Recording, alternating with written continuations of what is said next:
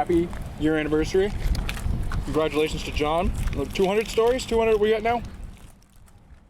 On September 15th, 2021, 3 veteran journalists launched a new online news publication, the Vallejo Sun, with a story about an illegally operating gun club in Fairfield connected to far-right extremist movements. I can hear the bullets hitting the tree over next to me when he fires. Shit, shit, shit, shit! Shit! Fuck! Holy shit, that was close. Oh, fuck. We also had a story about a leaked email where Vallejo's interim police chief confirmed to a PR firm that some officers were bending each other's badges after a shooting. These officers were celebrating in a gang-like ritualistic fashion the murder and death of Black and brown people in the city of Vallejo, and that is criminal conduct. The investigation looked into what Chief Williams called very troubling and disturbing allegations, but the findings to this day have not been released. The Vallejo Sun so far has primarily been veteran Vallejo government reporter John Glidden and Scott Morris, a skilled public records reporter who has been using documents to expose wrongdoings in Vallejo for years. Oh, and there's me, Brian Krans. I produce our podcast episodes, like this one. Our goal is to provide people with consistent, in-depth local journalism about their communities, specifically Solano County, with an intense focus on Vallejo, so they have the information they need to engage with their local government. Some of our biggest stories in the past year have focused on Vallejo's music scene, including how Vallejo rapper Lil Thies was killed by a retired police officer in Oakland during a robbery. The pandemic began, and he supports this declaration of emergency. The POA, though, says this emergency will do nothing to stop crime on the streets. And how musicians are treated by police in Vallejo's ongoing war on rap music. What's the occasion? Whose video is it? Is that Nep the Pharaoh? Yes, sir. Man. Hey, man, no bullshit. I got a lot of respect for that last track that you came out with, man. We also exclusively reported on court hearings where former Vallejo Police Lieutenant Kent Tribble testified that he started bending officers' badges as a Concord police officer nearly 20 years ago. As far as you know, were you the person who brought the tradition of badge bending to Vallejo or started it in Vallejo? Yes, sir. It was I. Okay. And then there's our ongoing investigation into Vallejo's version of a statewide program to provide people experiencing homelessness with hotel rooms during the COVID-19 pandemic. We uncovered that about half a dozen people in the program died, 3 of whom were left in their rooms for days. I don't even know what's going on. How long was she dead? That was another thing. Didn't even know how long she'd been dead. Was she dead all weekend? In this episode, for our first anniversary, John, Scott, and I are going to take a look back at some of our bigger stories over the past year. Talk about why we think the work we do matters and where we're headed from here. Go back to the scene, AC. That shots fired. Go back to the scene.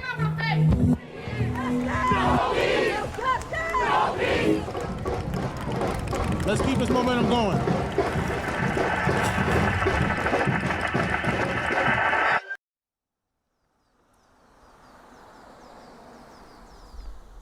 Okay, John, where are we? Vallejo City Hall. You spend much time here? Most of my life. John Glidden is a Vallejo native who has been reporting on Vallejo city politics since early 2015 when he joined the Vallejo Times-Herald as a beat reporter. Shortly after he was fired in 2020, John launched JohnGlidden.com, which would later morph into the Vallejo Sun. We recently stopped by City Hall to talk about John's ongoing coverage, including not just what's going on inside City Hall, but also the people who work for the city. Within the last 2 years, the city's gone through a lot of turnover at almost every senior level position. You've had at least 2 acting or interim city managers following the departure of Greg Nyhoff. You've had interim assistant city managers, water director that's been promoted to city manager, so you had an interim there. So human resources, housing, pretty much every department has had an interim over the last 2 years, and that's really started under Greg Nyhoff when he decided to terminate 3 of his top employees in April of 2020, and it kind of snowballed after that, where there wasn't a lot of stability at that point. There's special advisor to the city manager that does economic development. I mean, the city's also just hired a new homelessness manager. There's a lot going on.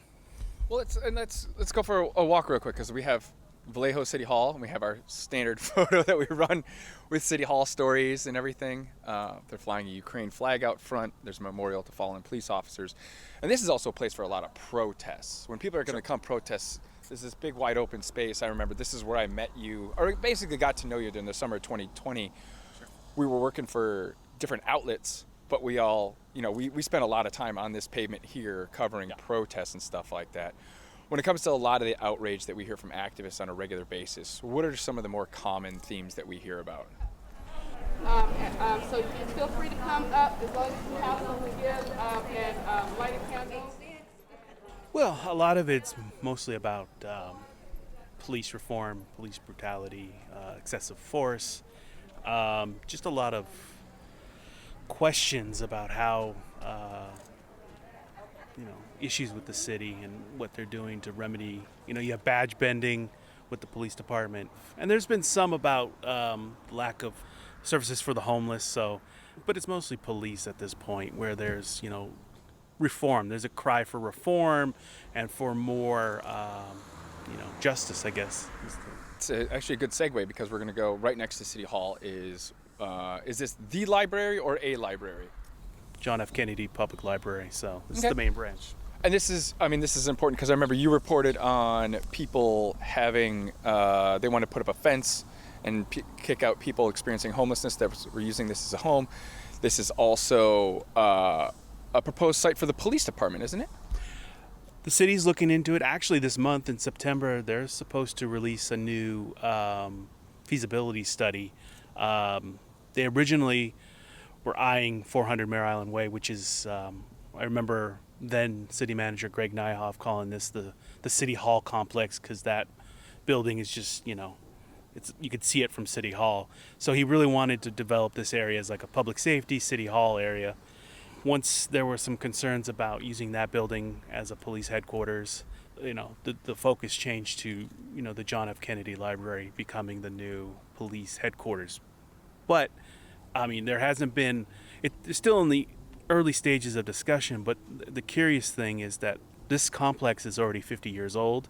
So it was built in the early 70s, so they would have to sink a lot more money into rehabbing it if they decided to do that. And it'd be interesting to see trying to add more age, or extend the age of a 50-year-old building, so to be a police headquarters.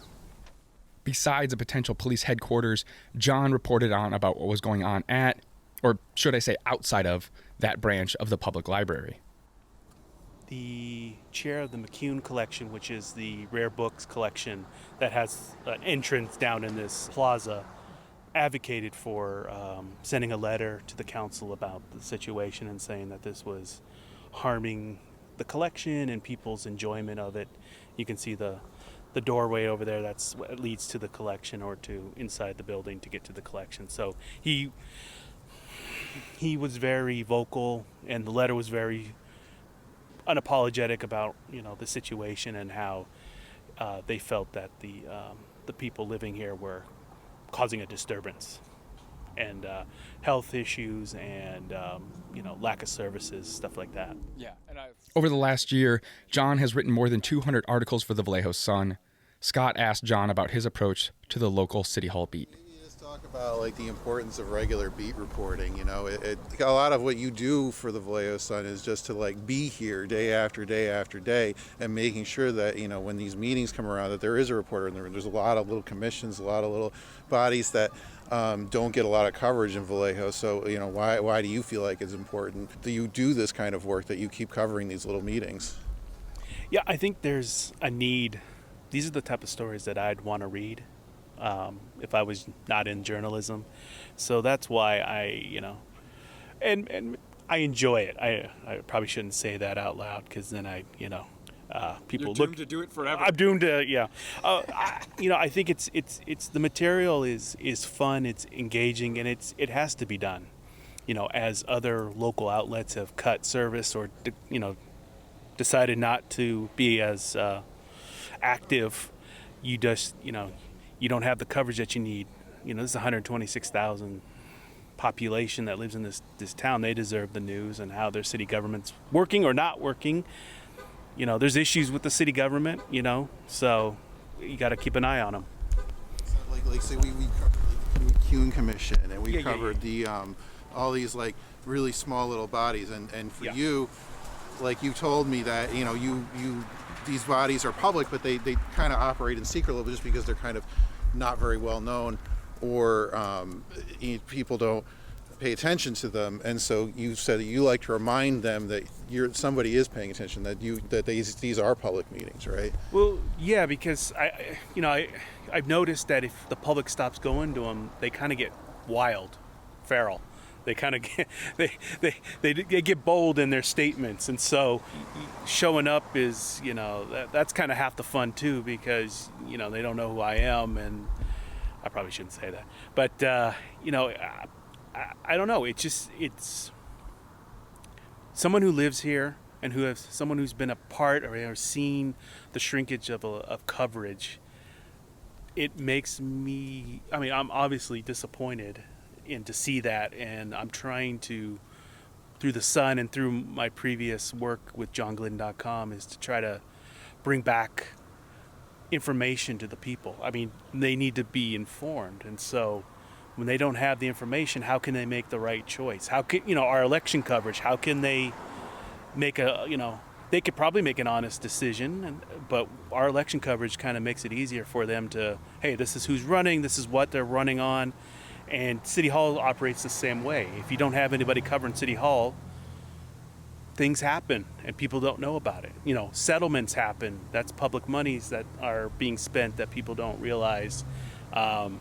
People dying in programs, with your work. And so it's necessary. That's all I can say. There's nothing remarkable about it, just that it's necessary, and you want people to be engaged and informed. They have to have the information, and sometimes people don't take the time to go out there and actually find the information. So if they can read a Vallejo Sun article and be more prepared, that's why I'm here. That's why we're here, to make sure that they know what's going on, because if they don't, they suffer. They don't realize that they suffer, but they need us. They need the news. They need the Vallejo Sun. I thought you said you weren't good at this. No one's contributions to the Sun have been as prolific as John's, but Scott and I do our part, including producing a podcast using exclusive audio Scott obtains via public records requests. Just so you're aware, all officer-involved shootings get reviewed by the district attorney. I'm going to book this into evidence, though, so if you could... Our first episode used audio recordings of the internal affairs investigations following the police shooting of Willie McCoy, a 20-year-old up-and-coming rap artist who was found unresponsive behind the wheel of his silver Mercedes in a Taco Bell drive-thru on the night of February 9th, 2019. I proceeded to where the suspect vehicle was, and that time I noticed Officer Cano and Officer Patzer were standing on the driver's side of the suspect vehicle with their weapons drawn. Those tapes show the kind of questions police ask each other following a fatal incident, mostly surface-level ones that appear to be aimed at helping the officer justify the shooting. This may sound silly to you, and I don't mean it to be funny at all, but why were you concerned about the suspect possibly shooting his gun at you and your colleagues? Because I want to go home at the end of the day, and I want to make sure that my co-workers go home to their families. Were you concerned that the gun could cause death or serious bodily injury? Yes. Those are the questions that I had. All right. In McCoy's case, 6 officers fired 55 times in just a few seconds, killing McCoy. So at that point, I began to fire my weapon towards him in order to stop the threat. I wasn't trying to injure him per se, but I needed the threat to stop. No other options was going to stop the threat as immediate as it was, other than my firearm. The Sun has also continued to cover the scandal that some Vallejo police officers bend the tips of each other's star-shaped badges following a shooting. Solano County Public Defender Nick FILLOY compelled some current and former Vallejo police officers to testify about the practice, including retired Lieutenant Kent Tribble, who said he brought the practice over from the Concord Police Department when he transferred to Vallejo with his brother in 2003. The thing that Kent Tribble was doing was related to the fact that you guys had been in a shooting. The 2 days of hearings were the most comprehensive look into the tradition since it was first revealed 2 years ago. Scott covered the first day of hearings, and I the second, both of us writing exclusive day of stories, and then collaborating to stitch it all together for an episode of this podcast.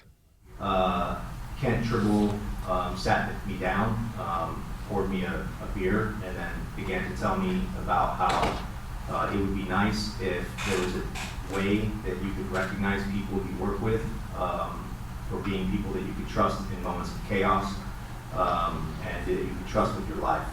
At which point he asked me for my badge, and bent one of the tips on my badge. The Vallejo Sun podcast is a continuation of one I created in the summer of 2020, not long after Vallejo Police Detective Jarrett Ton killed 22-year-old Sean Monterosa during widespread looting in response to the police killing of George Floyd in Minneapolis. We're in all black. It looks like they're armed, possibly armed. This year, we took a look back at the Monterosa case 2 years later, using audio from the internal affairs interviews with Detective Ton, whose status with the department remains uncertain. A mandatory review hearing found that Police Chief Shawnee Williams waited too long before attempting to fire Ton last December for violating the department's use of force policy when he fired 5 times from the back of an unmarked pickup truck, hitting Monterosa once in the back of the head. Hey, he pointed a gun at us. Copy, shots fired, suspect down on Redwood. Hey, he tried to pull a gun out on us. He pointed a gun at us. Despite finding out that the suspected gun was actually a hammer, Vallejo Internal Affairs investigator, Detective Kevin Rose, let Ton run with the idea that he found himself in immediate danger. Do you feel like you had any other options? No, none whatsoever. I also spoke with Sean's sisters, Michelle and Ashley Monterosa, outside the elementary school in San Francisco that all 3 siblings attended, where the library is now named after Sean. They've already renamed their library into the Sean Monterosa Resource Library, so that's what that's called at the school. But the principal also let us create this space when Sean first passed away. We would gather here and just have like vigils, and then eventually it became the Sean Monterosa Knowledge Up Little Free Library. The Monterosa sisters, along with their parents, are waiting for the results of the criminal investigation by California Attorney General Rob Bonta's office into the fatal police shooting, the department's 18th since 2010. But also, recognize that we turned our pain into power and purpose and something, and not allowing those. Obviously, we're still in pain, and from those first. It just looks different 2 years later. And those first 48 hours, of us trying to find Sean, being lied, giving the wild goose chase. The watch commander telling us to find out on TV like everyone else, and then the Vallejo Police Department not even bothering calling our family, just calling us to get a statement. Like there's just so much that we had to really sit home and like unpack. Like yes, we lost our brother, yes, we lost him the way we did, but like just even grieving so publicly and having to plan a funeral, doing interviews with anybody who would want to hear the story at that time. It was just a really hard time. The most recent episode of the Sun podcast followed Scott's investigation into extremism in the North Bay, most notably the 3%er movement. He started digging into the 3%er presence in Solano County because some members of the sheriff's office posted 3%er imagery on their social media. That included now retired Sergeant Cully Pratt, brother to actor Chris Pratt, who plays Peter Quill in the Marvel Cinematic Universe. Hey, you know what? There's another name you might know me by. Star-Lord. Who? Besides an Avengers brother, Scott followed the case of Ian Rogers and Jared Copeland, 2 North Bay men who were plotting to attack the California Democratic headquarters in Sacramento because they believed the big lie that Donald Trump lost the White House due to widespread voter fraud. The unfounded belief that the 2020 presidential election was rigged has become an important force in American politics, especially in this year's Republican primaries. The FBI said Rogers displayed 3%er symbols. Records requests led Scott to learn about a gun club in Fairfield that was operated by 3%ers and where a Hayward police officer, who used to work in Vallejo, was arrested. The extremism episode was a second to feature Shane Bauer, an award-winning investigative reporter who wrote an article about Vallejo police for The New Yorker and covered a 3%er militia for Mother Jones. What was your sense of 3UP as like an organization? Because you said most of these guys were coming down from Colorado, including Mike Morris, 50 Cal. It seems that like, you know, this organization was kind of centered in Colorado, but what was its reach at that point? Did you get any sense of that or kind of how broad it was? You know, it's hard to tell how broad it was because, you know, it's hard to judge from Facebook because what they would do and what some other groups did was somebody basically starts a page for every state, you know, and they kind of try to start groups by doing that, you know, so they'll make a California page and say, hey, let's get a training together, who's up for it, you know, and they basically bring these people together through the internet. You know, it's kind of a precursor to the much more internet savvy kind of alt-right type people, you know. The militia guys generally are not big internet people, but 3UP was maybe kind of more the cutting edge of that. The other episode featuring Shane was one of my pet projects. That one looked at the intersection of Vallejo's storied rap scene and its police department. Beth, you playing on Saturday night? Where? Say no. I'll be there. I'll be there. He'll be front row. He automatically front. I mean, I make enough money to be up there. I bet. So, why not? Strangely, after he detains all these guys, he's telling them that he actually has tickets to, or something. He's going to go see Nefta Pharaoh himself, you know, and he's kind of complimenting Nefta Pharaoh. So on the one hand, he's like, says he likes this guy's music, but on the other hand, the fact that this person is there shooting a video is the reason that he detains all these people. We looked at how police behavior impacts its local music scene, beginning with Mac Dre rapping about a certain Vallejo detective before he'd served time for robbery. Every damn day, man, they can't get enough of me. I could maybe understand if I was breaking the law. And I'ma dedicate this to Detective McGraw. Then there's E40's protege, Nefta Pharaoh, who, as Shane said, was detained by Vallejo police while filming with a crew from Vice. Police the biggest gang in America, my nigga. We're not even out here worried about niggas sliding. We're worried about the motherfucking police coming through and slamming everybody on their motherfucking head and stalking you out until you have a goddamn seizure. During our recent outing in Vallejo, we 3 Sun reporters made another stop, one I had made several months earlier when a security guard was waiting to greet anyone who came on the property. Hey, how you doing, man? Hey, how's it going? Doing good.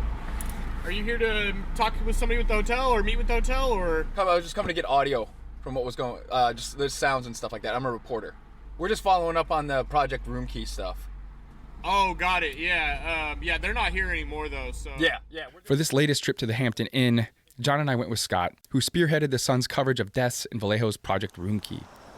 All right, so we're on Fairgrounds Drive, right just down the hill, Six Flags. But we're out here at the Hampton Inn. Scott, if you can tell me the significance of the Hampton Inn in relation to your coverage for the Vallejo Sun. Yeah, I mean, the Hampton Inn, it was the place where Project RoomKey primarily took place. There was 2 hotels they kind of moved back and forth when, but most of the program happened at the Hampton Inn.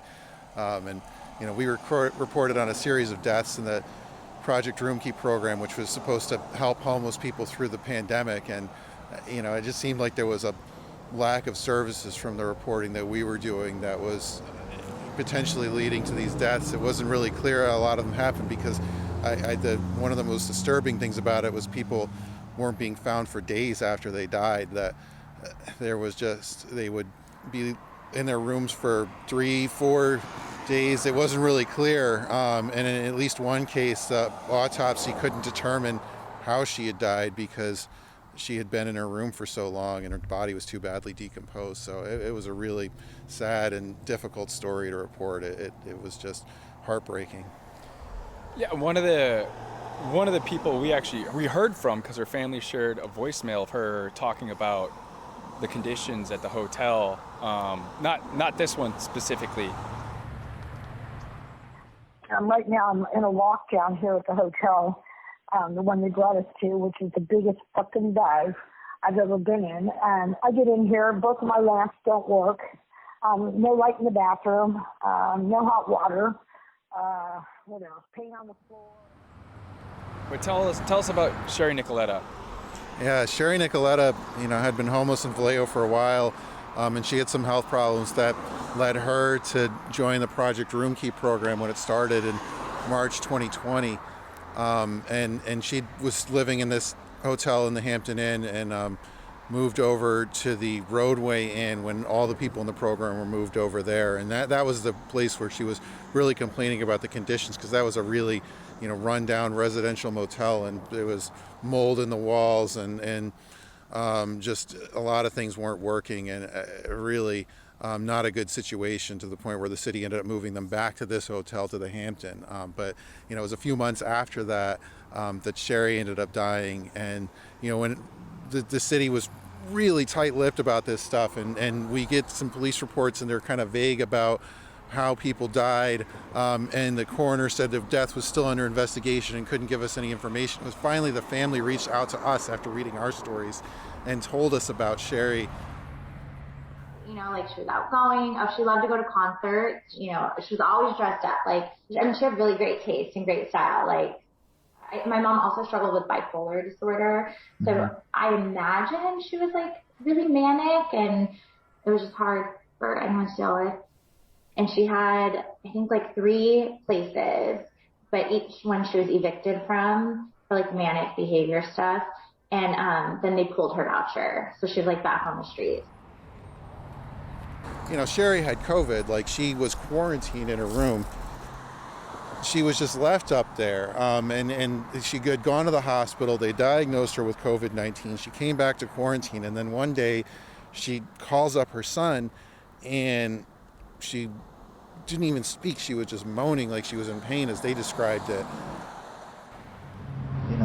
I was still hoping she was in the hospital, but I said, you know what? I was coming down the hill, coming from Vacaville, and I said, I'm going to go check just to see, And that's when that day is when I found her, and her son rushed down here and tried to get in, and his key, she had given him a key to the room. It was one of these key cards, and it wouldn't work. He was just kept putting it in the thing, and it would flash red, and it wasn't working.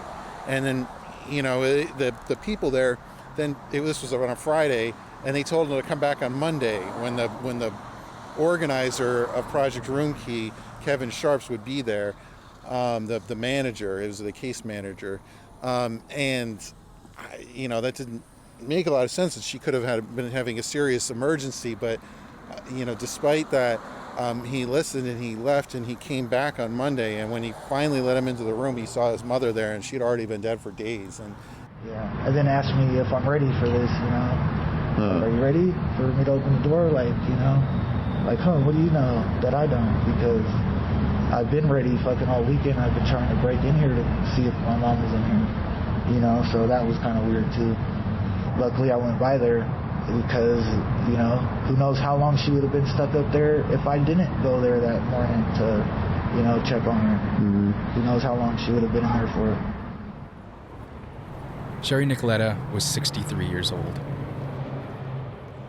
It was just, it's this astonishingly sad story, and, there really hasn't been an accounting for how this happened yet. Only recently has the city of Vallejo publicly stated that 6 people died in their Project RoomKey program. For the longest time, the city refused to give me any answer on that question. It's just the basic, how many people did you have die in this program? And they just ignored me. They wouldn't answer the question. And then finally, they come around with this, and finally I come around and I say, look, I've confirmed 5 people at this point. I've been pouring through these records. I've been getting as much information as I can, and I have confirmed 5. And they said, okay, yes, we had a total of 5 people die in this program. And then a couple months after that, there's a city council agenda comes out, says they're going to do an update on Project RoomKey, and they go in and they talk about it, a lot of different things, and then in that context, and they say, oh, actually, there was 6, and so that's what we know to be true now is 6, and but given the record keeping we've seen, it just there's still this idea. I don't know. I just still have doubts about that. It's hard for me to take it seriously when they've kind of done so little to account for this.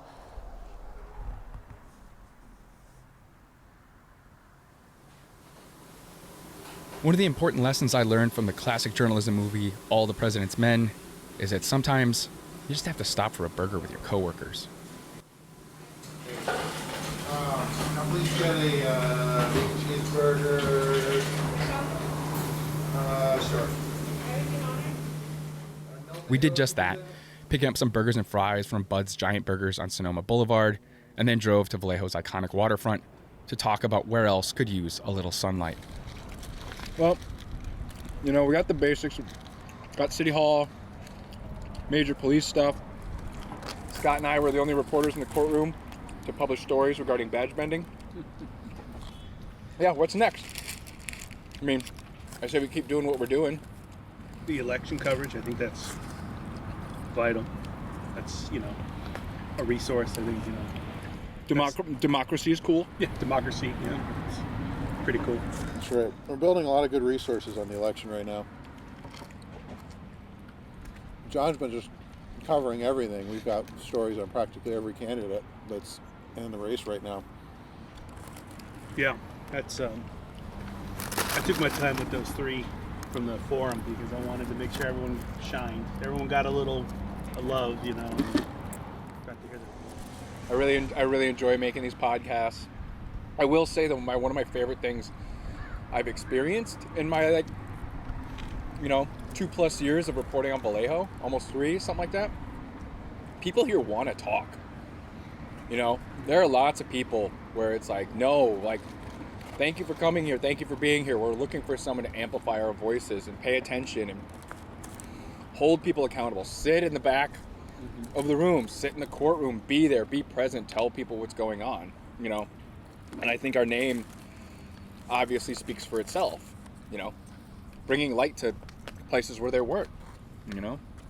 Lots of good people in Vallejo. One thing we feel the Sun has been doing well is staying on a story.